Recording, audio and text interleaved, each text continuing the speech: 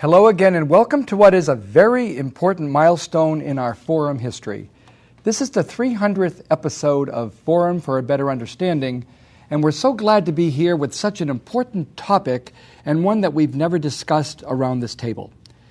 We're starting today a three-part series on an issue that will not be solved in 3 weeks or 3 months or 3 years, but it's something we must take steps towards solving, not only locally, but nationally and globally.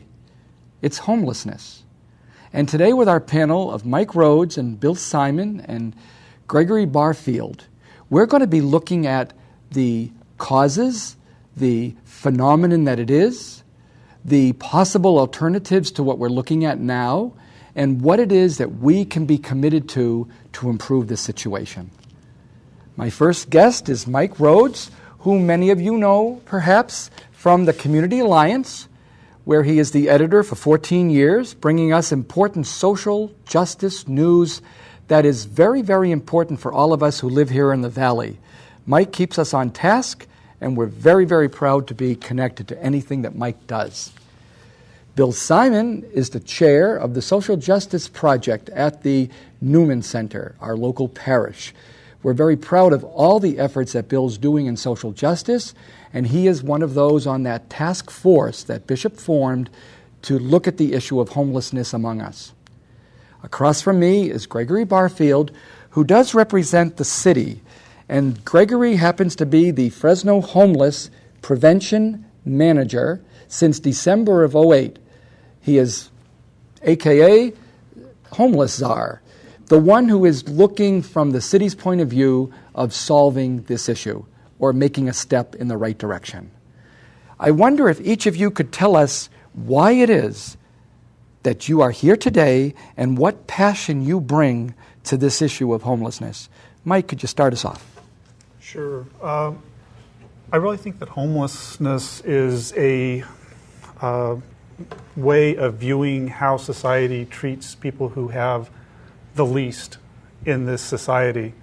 And their survival and success is a reflection of us and how well we do as a society. And I think we don't do enough to help the homeless in this community. I think we can do much better than we are. Thanks, Mike. Bill, you've been at this since the 60s. Tell us why you're still at it now. Well, I can't say that I've been at it constantly since the 60s, but I did first become involved by working out of a Catholic Charities mission on Skid Row in Chicago in 1968 and 69. Wow. And it's fairly recently I've become involved again. And the real problem is that the problem has gotten so much bigger. In the late 60s, almost all of the homeless were veterans of Korea and World War II. They were alcoholics. Today, there are many more people. There are families. There are, in addition to the veterans, there are very many more who are mentally ill or just suffering because of the economy. And when you look at the homeless problem, you really see that we have failed as a society in presenting a government that serves the common good. And we have failed as Christians because we do not feed the poor, we do not clothe the naked, we do not visit the sick and the imprisoned, as Christ told us we have to. Thank you for reminding us, Bill. Gregory, you come with a professional commitment to this, a job to do this. Tell us about what else you bring of yourself to this. I, too, am a Christian, and I come at it looking at a way for us to serve our fellow human being. When I came into this position, there was nothing system-wise that really represented the best of what we could do. And so my passion and my desire is to create a system that we can all be proud of, that would be able to assist an individual at any point in time where we either prevent an individual from falling into homelessness or take an individual and move them from being homeless into a house. Well, one person who is also Christian and also very committed to this issue is our bishop. And I'd like to begin our conversation right now with Bishop's own words. It is the pastoral message for the diocese, August, September of this year, And let's see how Bishop frames the issue, and then ask our panel to see where they'd like to work with anything that Bishop offers us as opening thoughts. Roll the clip, please.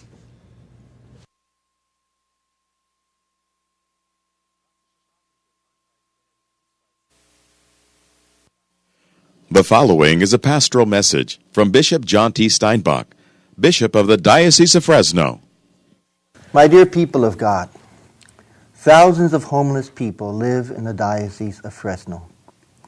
They are found in Fresno, Clovis, Bakersfield, Hanford, Lemoore, Visalia, and in practically every city and town in the southern Central Valley. Many live in encampments, along rivers or creeks, under freeway passes, in cars, temporarily in relatives' or friends' homes, in every living condition imaginable. And a growing number of these homeless include children. Most of the homeless are not in our sight, so most of them are forgotten of society. There are perhaps as many reasons for homelessness as there are homeless. Many are afflicted with alcoholism, drug addiction, mental or other health issues, and there are few resources for them to deal with those problems. In today's economy, there is an increasing number of homeless who merely lost a job. There are some who have lost their homes because they live from paycheck to paycheck. They do not have the means either to rent or buy. Our first attitude as Christians must be to respect the homeless and not treat them as if they have no importance or have nothing to do with our lives. They are our brothers and sisters in the Lord. As Christians, we are called to respect these poorest of the poor with a human dignity befitting every child of God. There are always a few who choose a life of homelessness, but these are just a handful of the thousands without a home and who live on the streets and encampments. The vast majority of the homeless have the same hopes and dreams as we all do: to have a job, to have a home, to eat regular meals, and to live with the respect that we all deserve. I have asked Father James Rhodes, Director of the Diocesan Social Justice Ministry, to form a task force to see how we, the Church, can educate ourselves and then work directly with the homeless and with governmental and nonprofit agencies to address better the problem of the homeless throughout our diocese. I do want to thank all those who already do a great deal to respond to the needs of the homeless, as our own Catholic charities, St. Vincent de Paul societies, the many parish food and clothing pantries that are found throughout our diocese. We must respond to the immediate needs of the homeless, but we also must struggle to find ways to give a helping hand to help the homeless help themselves to return to a normal way of life. This takes more than a village. It takes all of us, first of all, to have a true Christian attitude and to have a concern, care, and love for those most in need, because Christ comes to us in them, and we are called to bring Christ's love to them. May God bless you all very, very much. This has been a pastoral message from Bishop John T. Steinbach. I want to thank Bishop once again for that monthly message. For many years now, he's used this station to bring very clear, strong, emphatic, and positive pleas to us to take action. I wonder if Mike and Bill and Gregory would latch on to even one thought of Bishop and maybe help us see why they see that's a good place to begin a discussion around our issue. Mike, is there something that Bishop put out there for us? I agree with everything he said. I thought that as a whole, it was a very good approach to talk about, homeless people are just people, like you and I are. Some people have had hard times, and, there are people that have drug and alcohol addictions. Those need to be addressed. One thing he didn't mention that I thought was significant was that the economic system that we have right now, it's interesting because we actually have lots of houses that are vacant. And there are an equal number of people who are without houses.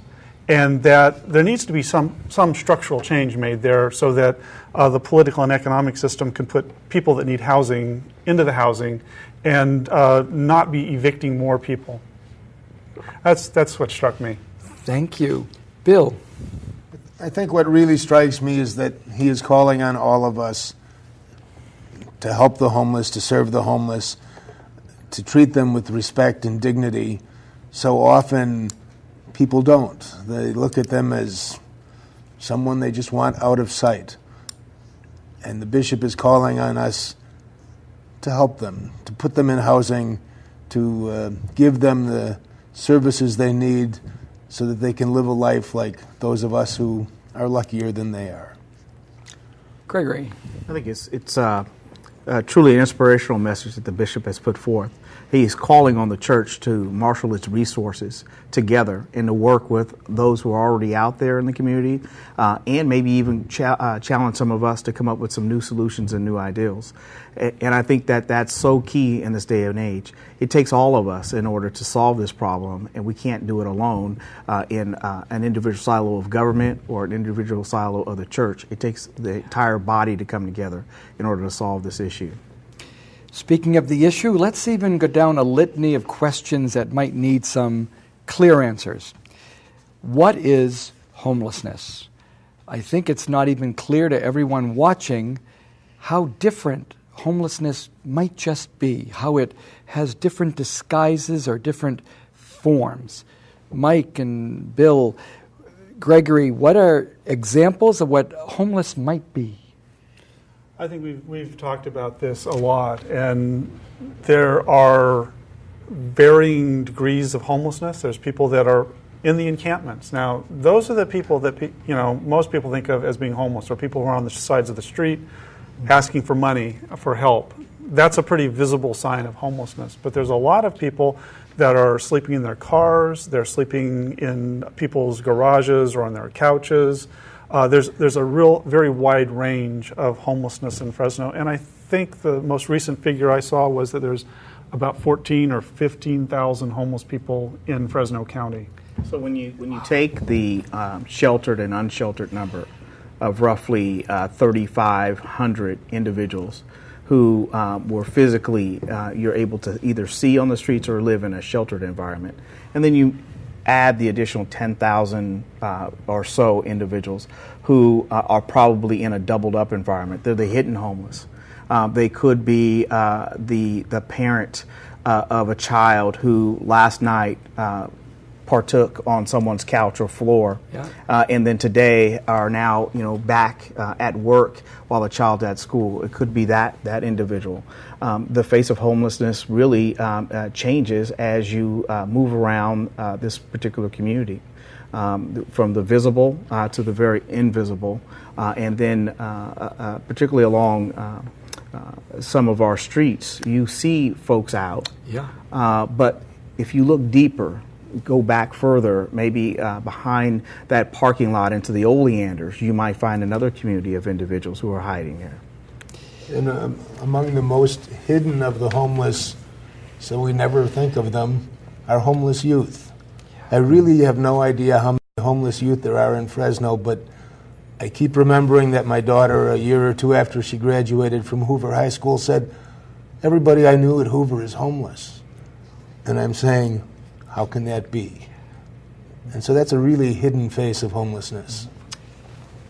Unfortunately, we have to take our break exactly now, but don't go far, because in 1 minute we'll be back to continue the conversation with Mike, Bill, and Gregory.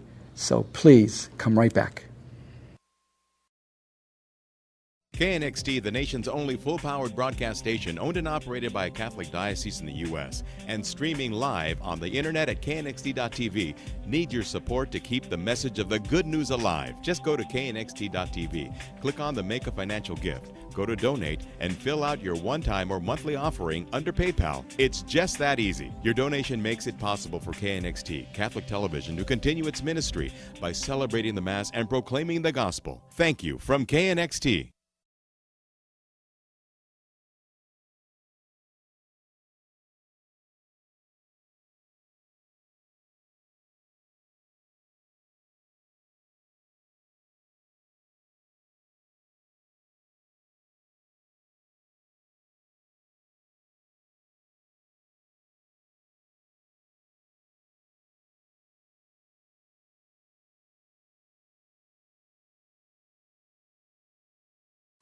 You know, I was just looking at the Community Alliance, and the issue back in March was dedicated to homelessness.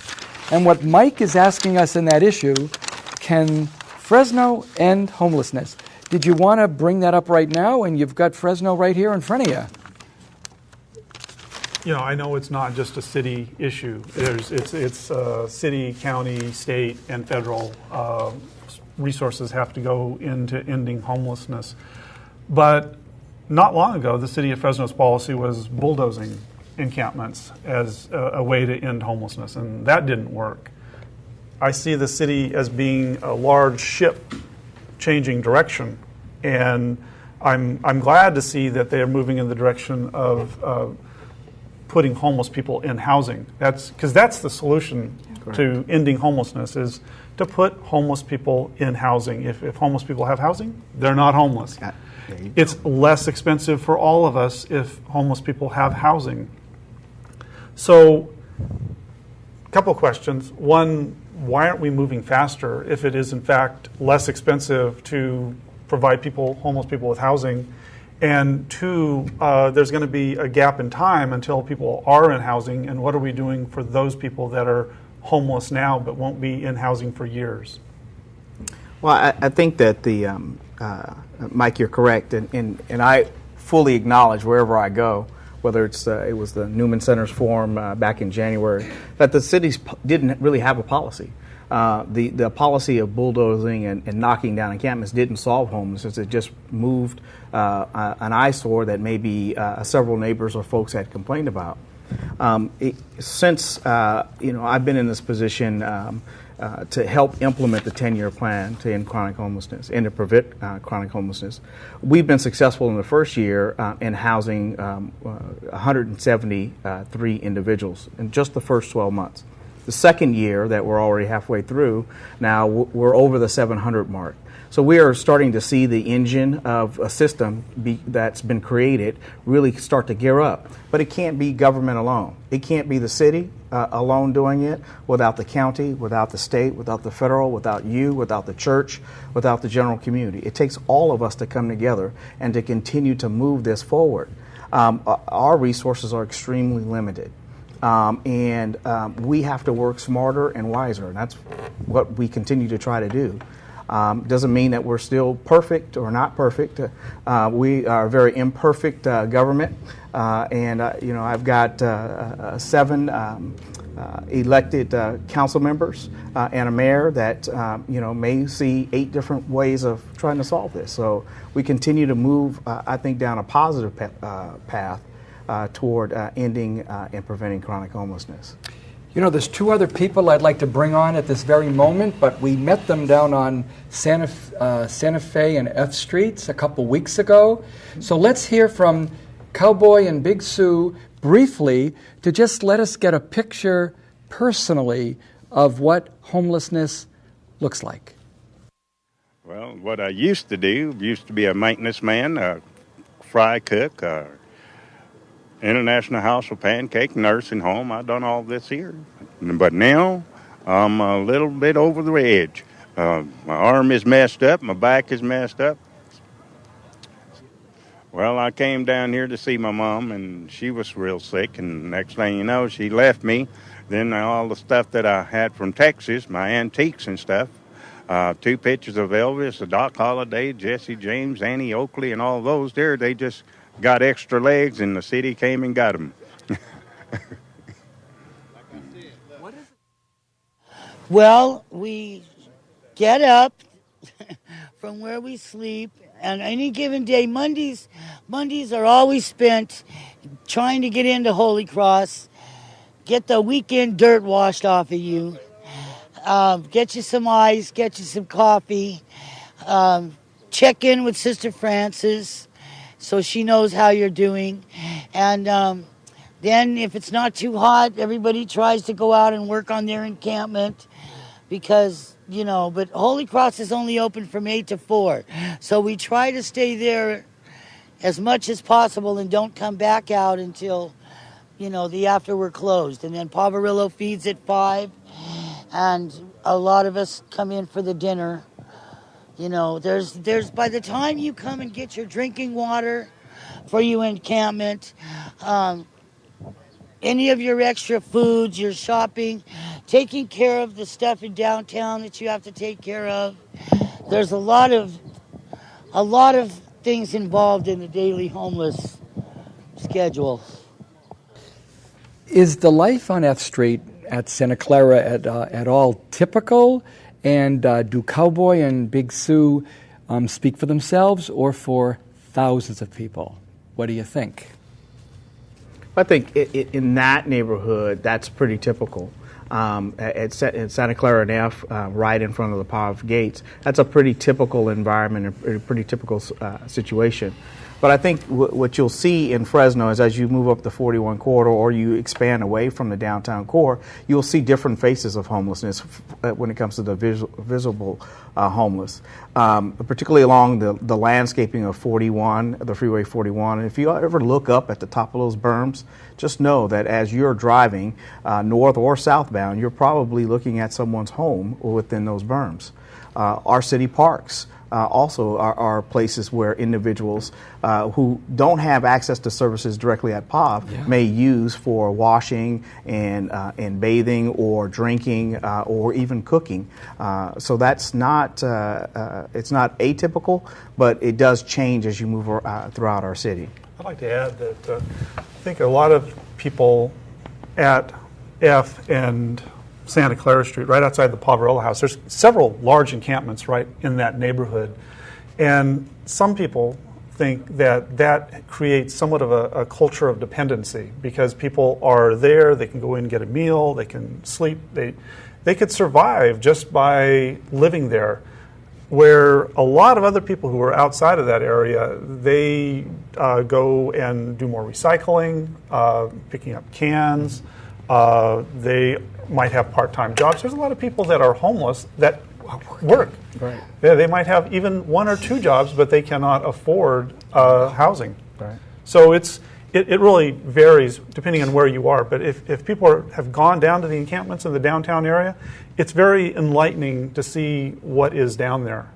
There's that encampment that you just saw. There's another encampment on the other side of H Street, and then there's another one on Santa Fe, which is Santa Fe and Ventura. That's right.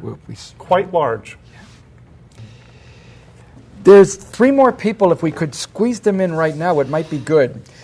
Eric, Ellen, and Ted are also down on F Street, but each one has a different moment in their history they'd like to share with us, and I think the final thought is going to give us something to build on.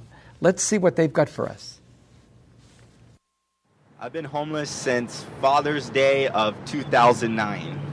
Due to the recession, I was laid off from my job at a furniture store. After that, I had trouble finding work because I do have a criminal history. I've been homeless off and on for the last 20 years. This last case was, I was living with a boyfriend in Clovis, and he was facing prison time due to a violation on a drug charge, so he told the probation officer that I was doing the drugs, which caused him to do the drugs, and the probation officer said I had to go. Okay, hi, my name is Ted White, and I'm homeless here at the Poverello House. And I have a couple things I just want to say. The first thing is on Ventura and F, they gave everybody housing, and over on G Street, they gave everybody housing. We've been here for 15 years, and it would be nice if we got housing. I mean, I don't think it's fair for just because you're on Front Street that you get housing before somebody else. But in the homeless game, nobody's fair, nothing's fair. You just got to go for what you know. My second thing is I'm very able to work. I've had a bad past. That's over with. I'm clean and sober. I'm 6'2". I'm 210 pounds. I have a license. If you need me, come get me. I'm right here at the Poverello House. Any kind of work, I'm not discriminating. I just want to be better in life and do better, and I need a job. Can you help me? Thank you. You know, that was very inspiring, that last thought from Ted, that people want to do better. I wonder in our last minutes if Mike and Bill and Gregory would have a wrapping up thought. We will be back again next week with a similar panel, actually, looking at some different issues. But I wonder what they have for us to close today. Well, I think that my closing thought is that even though, as Greg said, they're getting hundreds of people into housing, the city is helping get people into housing, there are more homeless people on the streets now than there ever have been before. And that even though the city is moving in a better direction, they need to do more and they need to do it quicker, because having people live in those encampments is inhuman. And the least the city could do is to provide water, portable toilets, and trash pickup. That's the very least that we should be doing for the homeless. Big Sue made that point in another clip that we didn't play. Bill. So many people say that the solution to homelessness is they should get a job. As Mike pointed out, many of them work. Way back in the 60s in Chicago, I'd say, why did you come to Chicago? If I can't get a job in Chicago, I can't get a job anywhere.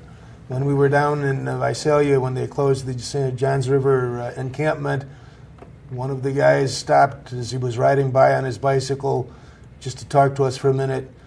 He was on his way to work from the homeless encampment and had no place to go back to that night. You know, we're going to be back next week and give Greg another chance to share because I have to close the program right now. I hope you enjoyed our first look at homelessness. Next week, we're going to look at some solutions. We'll have Greg and Bill and Mike back again and Lisa Apper to share with us some concrete efforts. We're also going to talk to Mike McGarvin and Doreen Eli to see what the Poverello has been doing over the many years. This issue will not go away. Our one program was maybe a step, we hope, in the right direction. If you're interested in joining us in a conversation, please go to our site, and then you'll be able to be connecting with us over this issue. Till next week, God bless.